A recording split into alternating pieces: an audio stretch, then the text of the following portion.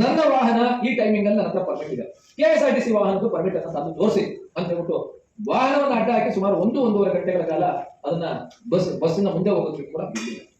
ಅಂದ್ರೆ ಆ ಒಂದು ವಾಹನ ಮಾಲೀಕರ ಧೈರ್ಯವನ್ನ ನಾವು ಮೆಚ್ಚಲೇಬೇಕು. ಪ್ರತಿಯೊಬ್ಬರು ಇಲ್ಲಿರ್ತಕ್ಕಂಥ ಬಸ್ ಮಾಲೀಕರವರಿಗೆ ಬೆಂಬಲವನ್ನು ಕೊಡಬೇಕು. ಎರಡನೇದಾಗಿ ಇವತ್ತು ಈ ಫಾರಂ 4 ಅನ್ನ ನಾವು ನಿಲ್ಲಿಸಬೇಕಾದ್ರೆ ಏನ್ ಮಾಡಬೇಕು? ಫಾರಂ 4 ಅನ್ನ ಇವಾಗ ನಾವು ಶಕ್ತಿ ಯೋಜನೆಯಿಂದ ಎದುರುಗಡೆ ಹೋಗ್ತೀವಿ ಅಂತಂದ್ರೆ ನನ್ನ ಅಭಿಪ್ರಾಯವನ್ನು ನಾನು ಹೇಳ್ತಾ ಇದ್ದೀನಿ. ತಾವು ತಮ್ಮ ಎಲ್ಲಾ ಅಭಿಪ್ರಾಯಗಳನ್ನ ಕ್ರೋಢೀಕರಣ ಮಾಡಿ. ಯಾಕೆ ಅಂತಂದ್ರೆ ಪ್ರತಿಯೊಬ್ಬರದ್ದು ತಮ್ಮದೇ ಆದಂತಹ ಒಂದು ಅಭಿಪ್ರಾಯಗಳಿರುತ್ತೆ. ಈ ಪ್ರತಿಯೊಂದು ಅಭಿಪ್ರಾಯವನ್ನು ನಾವು ಕಲೆಕ್ಟ್ ಮಾಡಿಕೊಂಡು ನಂತರ ಅದನ್ನ ಕ್ರೋಢೀಕರಿಸಿ ಯಾವ ರೀತಿಯಲ್ಲಿ ನಾವು ಸರ್ಕಾರದ ವಿರುದ್ಧ ಹೋರಾಟ ಮಾಡಬೇಕು, ಸಾರಿಗೆ ಇಲಾಖೆಯ ವಿರುದ್ಧ ಹೋರಾಟ ಮಾಡಬೇಕು ಅನ್ನೋಂಥದ್ದನ್ನ ಡಿಸಿಷನ್ ಅನ್ನು ನಾವು ಮಾಡಲೇಬೇಕು. ಇವತ್ತು ನಾವು ಒಂದು ಮೀಟಿಂಗ್ ಅನ್ನ, ಇದು ಒಂದು ಜಸ್ಟ್ ಸ್ಟಾರ್ಟಿಂಗ್ ಅಷ್ಟೇ ಫಾರಂ 4 ಸಂಬಂಧಪಟ್ಟಂತೆ. ಈ ರೀತಿಯಾದಂತಹ ಮೀಟಿಂಗ್ಗಳು ನಾವು 10 ಮಾಡಬೇಕಾಗಬಹುದು, ಅಥವಾ ನಾವು ಸಭೆಯನ್ನೇ ಮಾಡೋದನ್ನ ಬಿಟ್ಟು ನಾವು ಹೋರಾಟಕ್ಕೂ ಇಳಿಬೇಕಾದಂತಹ ಪರಿಸ್ಥಿತಿ ಬರ್ಬೋದು, ಅಥವಾ ಸರ್ಕಾರದ ವಿರುದ್ಧ ನಾವು ತೊಡೆತಟ್ಟು ನಿಲ್ಬೇಕಾದಂತಹ ಪರಿಸ್ಥಿತಿ ಕೂಡ ಮುಂದಿನ ದಿನಗಳಲ್ಲಿ ಉದ್ಭವ ಆಗಬಹುದು. ಅವೆಲ್ಲದಕ್ಕೂ ರೆಡಿ ಆಗಬೇಕು ಅನ್ನುವಂತ ಒಂದು ಉದ್ದೇಶದಿಂದ ತಮ್ಮ ಮನಸ್ಸುಗಳಲ್ಲಿ ಇರ್ತಕ್ಕಂಥ ಒಂದು ಅಭಿಪ್ರಾಯಗಳನ್ನ ಕಲೆಕ್ಟ್ ಮಾಡಿ. ಯಾಕಂದ್ರೆ ನನ್ನ ಮೇಲೆ ಒಂದು ಇದಿದೆ, ಏನು ಅಲಿಗೇಷನ್, ಶರ್ಮಾ ಅವರು ಇಂಡಿಪೆಂಡೆಂಟ್ ಆಗಿ ಡಿಸಿಷನ್ಸ್ ತಗೊಂತಾರೆ.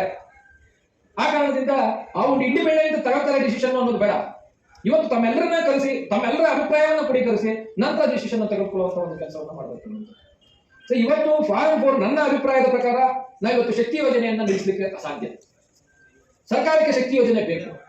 ಮಹಿಳೆಯರಿಂದ ಅವರಿಗೆ ಓಟುಗಳು ಸಿಗ್ತಾ ಇದೆ, ಮಹಿಳೆಯರಿಂದ ಅವರಿಗೆ ಒಳ್ಳೆ ಬೆಂಬಲವಾಗದಂತ ಇದನ್ನ ಸಿಗ್ತಾ ಇದೆ, ಮಹಿಳೆಯರಿಂದ ಒಳ್ಳೆ ಕಾಮೆಂಟ್ಸ್ ಬರ್ತಾ ಇದೆ.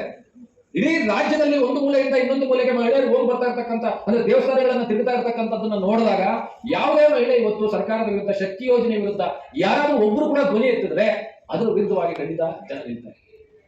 ಯಾಕೆ ಅಂತಂದ್ರೆ ಅವ್ರಿಗೆ ಏನ್ ಅನ್ಸ್ಬಿಟ್ಟಿದೆ ಅಂತಂದ್ರೆ ನಮ್ ವೈಯಕ್ತಿಕವಾಗಿ ಸರ್ಕಾರ ಕೊಡ್ತಾ ಇದೆ, ನಾವು ದೇವಸ್ಥಾನಗಳಿಗೆ ಹೋಗ್ಬೇಕು, ಬಟ್ ಅವ್ರಿಗೆ ಈ ಪ್ರೈವೇಟ್ ಓನರ್ಸ್ ಕೂಡ ಇದ್ದಾರೆ, ಆ ವಾಹನಗಳಲ್ಲಿ ಕೂಡ ಚಾಲಕರಿದ್ದಾರೆ, ಆ ವಾಹನಗಳಲ್ಲಿ ಕೂಡ ಕಂಡಕ್ಟರ್ಸ್ ಇದ್ದಾರೆ, ಅದರಲ್ಲಿ ಮೆಕ್ಯಾನಿಕ್ಸ್ ಇದ್ದಾರೆ, ಅದರಲ್ಲಿ ಕ್ಲೀನರ್ಸ್ ಇದ್ದಾರೆ, ಇವ್ರದ್ದು ಜೀವನ ಇದೆ ಅನ್ನುವಂಥದ್ದು ಅವ್ರ ಕಣ್ಣಿಗಿಲ್ಲ. ಯಾಕಂದ್ರೆ ಅವ್ರಿಗೆ ಬೇಕಾಗಿರ್ತಕ್ಕಂಥ ಒಂದು ಸುವಿಧಾ ಸರ್ಕಾರ ಕೊಡ್ತಾರೆ. ಸೊ ಇದನ್ನ ಮನಗಂಡ್ಕೊಂಡು ನಾವು ಈ ಸ್ಟೇಜ್ ಕ್ಯಾರೇಜ್ಗೆ ನಮ್ಗೆ ಆಗ್ತಾ ಇರ್ತಕ್ಕಂಥ ಒಂದು ಸಮಸ್ಯೆ, ಈ ಫಾರಂ 4 ಎಗನೆಸ್ಟ್ ಆಗಿ ನಾವು ನಿಲ್ಲಬೇಕು ಅಂತ ನನ್ನ ಅಭಿಪ್ರಾಯ ಮೊದಲನೇದಾಗಿ. ನಂತರ ನಾವು ಶಕ್ತಿ ಯೋಜನೆಗೆ ಬೇಕಾದ್ರೆ ನಾವು ಕೈ ಹಾಕಬಹುದು. ಈ ಹಂತದಲ್ಲಿ ನಾವು ಇವತ್ತು ಶಕ್ತಿ ಯೋಜನೆಗೆ ಏನಾದ್ರು ವಿರೋಧ ವ್ಯಕ್ತಪಡಿಸಲಿಕ್ಕೆ ಹೋದ್ರೆ ದೊಡ್ಡ ಮಟ್ಟದಲ್ಲಿ ನಮಗೂ ವಿರೋಧವಾಗುತ್ತೆ ಸರ್ ಸಾರ್ವಜನಿಕರಿಂದ ಅನ್ನುವಂಥ ಒಂದು ಅಭಿಪ್ರಾಯವನ್ನು ನಾನು ಹೊಂದಿದ್ದೀನಿ. ಸೊ ಅದಕ್ಕೆ ಈ ಫಾರಂ 4 ಅನ್ನ ನಾವು ನಿಲ್ಲಿಸಬೇಕು ಅಂತಂದ್ರೆ ಏನ್ ಮಾಡ್ಬೇಕು? ಇವಾಗ ನಮ್ಮ ಮಡಿಕೇರಿಯಿಂದ ಅವರು ಕೂಡ ಹೋರಾಟ ಮಾಡ್ಲಿಕ್ಕೆ ನಿಂತಿದ್ರು, ಮತ್ತೆ ನಮ್ಮ ಬಸವರಾಜನವರು ಮಾಗಡಿಯಿಂದ ಹೋರಾಟ ಮಾಡ್ತಾ ಇದ್ದಾರೆ. ಶಿವಮೊಗ್ಗದಲ್ಲಿ ಅವ್ರು ಆರಿಫ್ ಬಂದಿಲ್ಲ, ಮೊನ್ನೆ ನೀವು ಆರಿಫ್ ಚಳಕರೆ, ನಮ್ಮ ಈ ಪೀರ್ಪಾಷ ಅವರು ಎಲ್ಲ ಹೋಗಿ ಚಳಕರೆ ಈ ಏರಿಯಾದಲ್ಲಿ ಒಂದು ಡಿವಿಷನ್ ಕಂಟ್ರೋಲ್ಗೆಲ್ಲ ಹೋಗ್ಬಿಟ್ಟು ಬಂದರು. ಆದ್ರೆ ಯಾವುದೇ ರೀತಿಯಾಗಿ ಪೂರ್ಣ ಪ್ರಮಾಣದಲ್ಲಿ ನಮಗೆ ಬೆಂಬಲಕ್ಕೆ ಯಾವುದೇ ಈ ಒಂದು ನಮ್ಮ ಹೋರಾಟಗಳು ಬರ್ತಾ ಇಲ್ಲ. ಈಗ ಕೂಡೀಕೃತವಾದಂತಹ ಒಂದು ಅಭಿಪ್ರಾಯ ಬೇಕು, ಒಮ್ಮತದ ಒಂದು ಅಭಿಪ್ರಾಯ ಬೇಕು.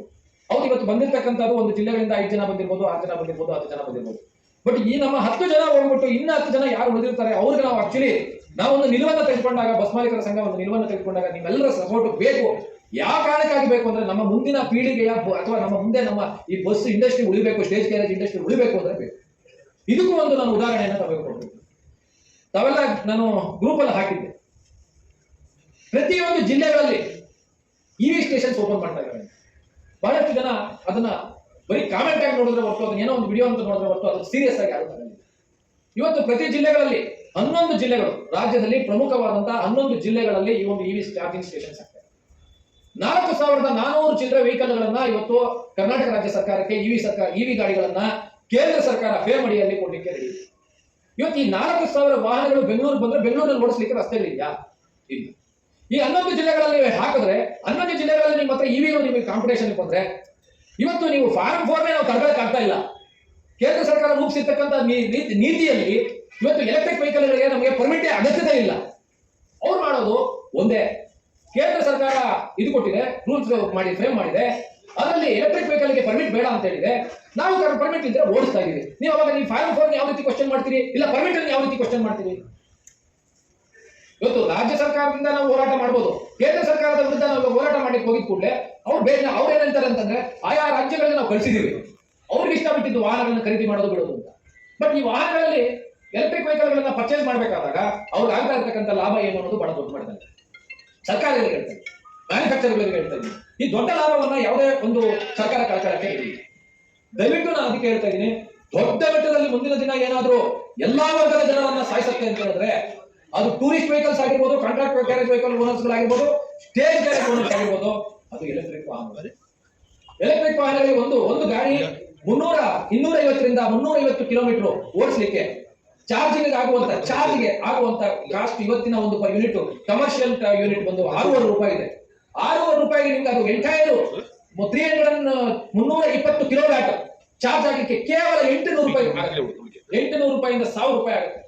ನೀವು ಯೋಚನೆ ಮಾಡಿ, 300 ಕಿಲೋಮೀಟರ್ ಓಡಿಸ್ಲಿಕ್ಕೆ 800ರಿಂದ 1000 ರೂಪಾಯಿ ಅವರಿಗೆ ಫ್ಯೂಯಲ್ ಬೀಳ್ತಾ ಇದ್ರೆ, ನಾವು ಅದೇ 200ರಿಂದ 300 ಕಿಲೋಮೀಟರ್ ಓಡಿಸ್ಲಿಕ್ಕೆ 300ರಿಂದ 320 ಕಿಲೋಮೀಟರ್ಗೆ ಓಡಿಸ್ಲಿಕ್ಕೆ ಎಷ್ಟು ಡೀಸೆಲ್ ಅನ್ನ ಮಿನಿಮಮ್ 80 ಲೀಟರ್ ಡೀಸೆಲ್ ಅಲ್ವಾ. ಇವತ್ತು 80 ಲೀಟರ್ನ ಕಾಶ್ ಇವತ್ತು ನೀವು ತಗೊಂಡ್ರೆ 100 ರೂಪಾಯಿ ಅಂತಾರೆ ಕೂಡ ಇವತ್ತು 8,000 ರೂಪಾಯಿ ನಮಗೆ ಬೀಳುತ್ತೆ.